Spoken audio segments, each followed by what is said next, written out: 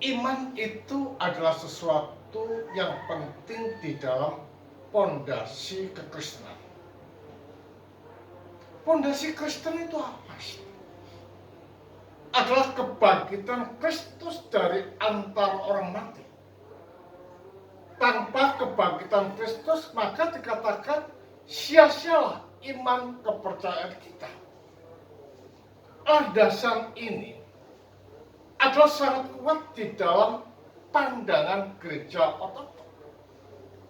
Nah, kita tahu bahwa Allah itu tidak pernah membiarkan manusia itu hidup di dalam keterpisahan, hidup dalam kesengsaraan, bahkan penyakit itu pun tidak pernah terlintas untuk diciptakan oleh Allah. Nah, penyakit itu datang adalah karena kehendak bebas manusia yang salah yang digunakan. Sehingga dengan demikian manusia memilih melanggar Allah, memisahkan diri dari Allah.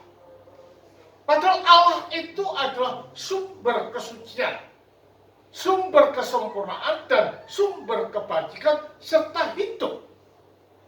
Putusnya manusia dari Allah bukan hidup yang didapat tetapi kematian. Bukan kesucian yang didapat tetapi kebobrokan. Bukan kesempurnaan tetapi ketidaksempurnaan yang dikenakan oleh manusia. Nah, Sang Sabda datang ke dunia ini adalah untuk mengembalikan manusia kepada porsi yang telah ditentukan oleh Allah sebelum dunia dijadikan. Dan itu dikatakan sebagai takdir manusia. Hidup tak bercacat di hadapan Allah. Itulah yang dikatakan sebagai gambar, sebagai rupa yang disematkan di dalam diri manusia. Nah, untuk mencapai rupa, itu harus ada suatu kriteria-kriteria yang manusia harus lakukan, yaitu hidup suci, yaitu hidup sempurna dan baik di hadapan Allah. Manusia tidak mampu untuk melakukan itu. Karena itu Sang Sabda datang ke jagat ini adalah untuk mengembalikan manusia pada porsi yang telah ditentukan dari semula, yaitu suci tak bercacat di hadapan Allah. Karena itulah tidaklah heran pada waktu Sang Sabda melayani di jagat ini, dia membuka hatinya, dia membuka kalbunya, dan dia membuka nusnya untuk menerima siapa saja yang mau datang padanya dan minta tolong. Di situ ada seorang bapak yang membawa anaknya yang mempunyai sakit ayam. Dia mengatakan, "Ya Tuhan, kasihlah hamba orang berdosa ini." Kata-kata yang diungkapkan oleh orang ini adalah menunjuk pada artian bahwa dia tidak mampu, dia berdosa, dia orang kecil dan tidak mempunyai otoritas apapun untuk menyembuhkan anak yang sedang sakit ini. Dari kata-kata ini menunjuk pada artian bahwa terselip apa yang dikatakan dengan kerendahan hati dan kasih. Nah, landasan inilah yang diinginkan oleh Allah untuk mendapatkan jawaban dan dia terhadap apa yang dikeluhkan oleh bapak ini. Kenapa dia mengatakan seperti itu? Karena dia minta tolong dan dia katakan bahwa muridnya itu tidak bisa melakukannya atau tidak bisa menyembuhkan anak yang sakit ayam ini. Bahkan anak ini kebiasaannya adalah di pinggir sungai atau di dekat api ketika penyakitnya itu kumat. Ini adalah tempat-tempat yang mematikan bagi orang yang mempunyai penyakit epilepsi atau ayam ini. Karena itulah dia minta tolong. Tetapi muridnya ini tidak bisa menyembuhkan katanya. Masalahnya ini bukan muridnya, tetapi keteguhan, kemantapan daripada iman dari Bapak ini. Mengapa tidak sembuh? Iman inilah yang menjadi landasan sembuh dan tidaknya anak yang dibawa kepada Yesus itu. Makanya Yesus mengatakan, berapa lama lagi aku harus bersama-sama dengan engkau? Kata-kata ini diungkapkan oleh Yesus, menunjuk pada artian bahwa dia telah melakukan segala perkara mujizat. Dia telah mengajar banyak orang. Mengapa tidak mempunyai keyakinan dan iman yang teguh terhadap dirinya? Jadi iman yang rapuh inilah yang menjadikan anaknya tidak sembuh. Karena itulah ketika dia mengatakan seperti itu, apakah engkau percaya bahwa aku dapat melakukan? Ya, aku percaya. Tolonglah aku yang tidak percaya ini. Artinya apa?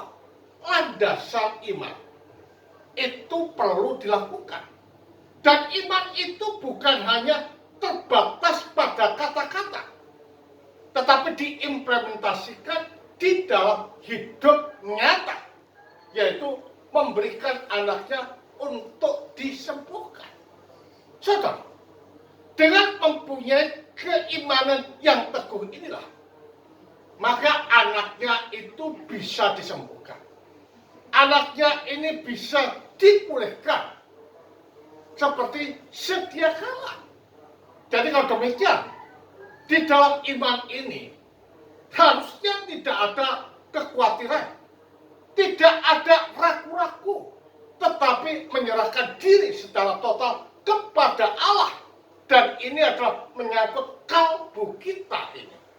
Kita harus betul-betul memberikan kalbu ini dengan mantap kepada Allah untuk dapat menyembuhkan segala apa yang diderita.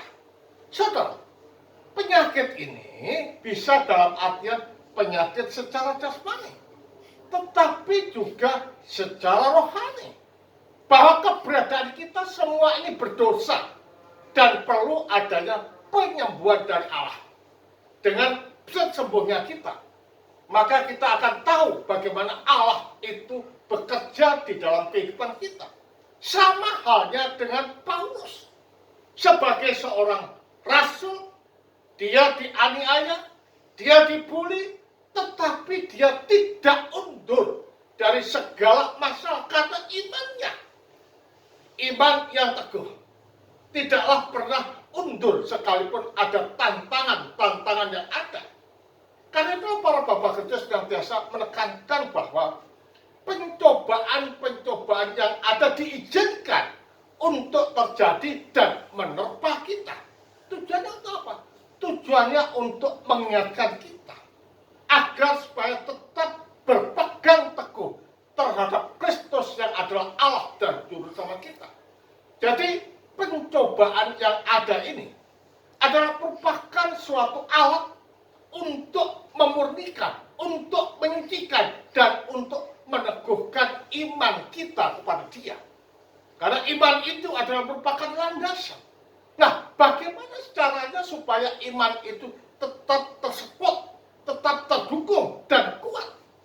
Gereja menyediakan sarana, yaitu melalui sakramen-sakramen yang ada di dalam gereja yang disediakan untuk kita.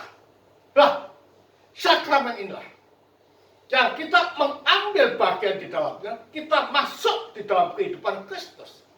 Dengan masuknya kita di dalam kehidupan Kristus melalui sakramen-sakramen yang ada inilah, maka roh itu akan menuntun, membimbing, dan menerangi kita. Sehingga jalan-jalan kita ini akan menjadi jalan-jalan ilahi. Cara pandang kita adalah cara pandang ilahi. Kata-kata kita adalah kata-kata ilahi. Sehingga apapun yang kita lakukan ini adalah tuntunan dari Sang Ilahi melalui rohnya.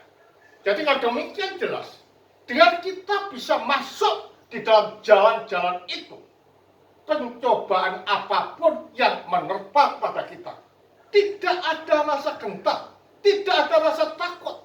Yang ada adalah bersyukur bahwa karunia ini diberikan kepada kita. Jadi pencobaan ini bukan merupakan suatu kesengsaraan, tetapi justru dikatakan oleh para bapak kita sebagai karunia yang diberikan kepada kita. Karena tidak setiap orang dapat menerima pencobaan ini.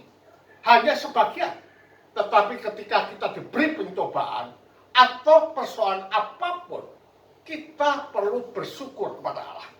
Makanya Paulus mengatakan selalu bersukacitalah, baik dalam keadaan susah maupun senang. Sukacitalah di dalam Tuhan. Karena di sanalah harapan kita. Di sanalah perlindungan kita. Di sanalah kesempurnaan kita.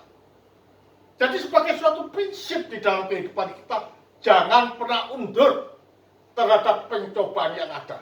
Karena pencobaan itu adalah merupakan suatu alat untuk memurnikan iman kita. Dan kita harus ingat bahwa Allah selalu menolong kita. Selalu di samping kita.